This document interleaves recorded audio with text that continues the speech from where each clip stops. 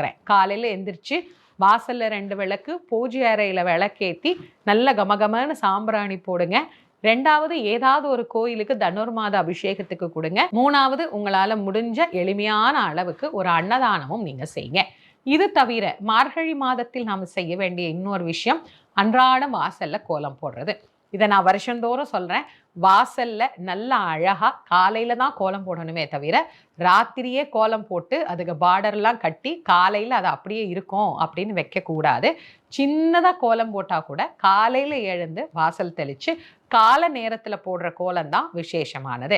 அதனால் மார்கழி மாதம் அப்படின்னாலே ஒரு வண்ணங்கள் நிறைந்த மாதம் அப்படின்னே நம்ம சொல்லலாம்.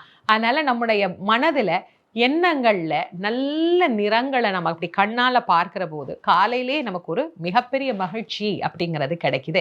இந்த மகிழ்ச்சியான மார்கழி மாதத்துல குளுமை எப்படி நமக்கு உடலுக்கு குளுமை தருகிறதோ